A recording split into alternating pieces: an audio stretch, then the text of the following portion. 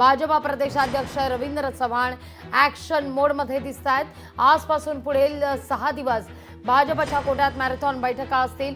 6 विभागाच्या मंडल अध्यक्षांसोबत ते चर्चा करतील। आगामी निवडणुकांच्या पार्श्वभूमीवर या दोनही बैठका महत्त्वाच्या मानल्या जात आहेत। अधिक माहिती घेण्याकरता थेट जाऊया आपले प्रतिनिधी स्वप्नील यांच्याकडे। स्वप्नील, आजचा दिवस जसा सभागृहात महत्त्वाचा, सुनावणीच्या दृष्टीने महत्त्वाचा, मेळाव्याच्या दृष्टीने महत्त्वाचा, तसाच बैठकांचा जोर सुद्धा आज सोमवारी दिसेल मनसेच्या कोटातही आणि तिथं भाजप सुद्धा ॲक्शन मोडमध्ये।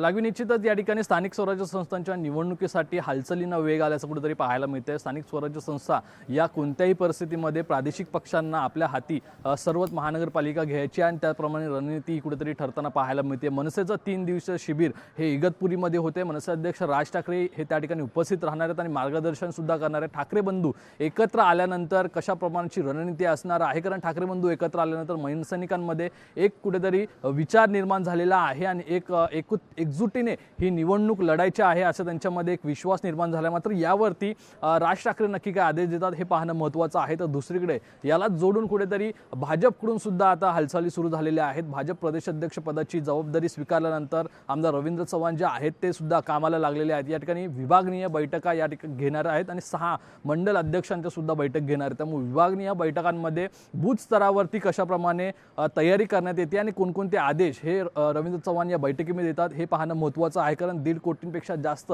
सदस्य नोंदणी जी आहे ती बूथ लेवलवरती झालेली आहे आणि आता नवीन काय आदेश जे आहेत आणि त्या आदेशांवरती जी कार्यवाही आहे, रणनीती आहे ती ठरणार। त्यामुळे विभागीय बैठकांकडे सुद्धा विशेष लक्ष लागणार आहे, कारण भाजप हे कोणत्याही परिस्थितीमध्ये स्थानिक स्वराज्य संस्थांच्या निवडणुकीमध्ये मागे राहू इच्छित नाहीये। त्यामुळे सर्व मुंबई असेल, नाशिक, पुणे महानगरपालिका असेल, या महानगरपालिकांवरती एक हाती झेंडा लहरवण्याचं जे स्वप्न आहे भाजपचं आहे, त्या दृष्टीने हा सर्व प्रवास आणि एकूणच आढावा बैठका आता पक्षांतर्गत मोर्चे बांधणीला वेग येताना दिसतोय।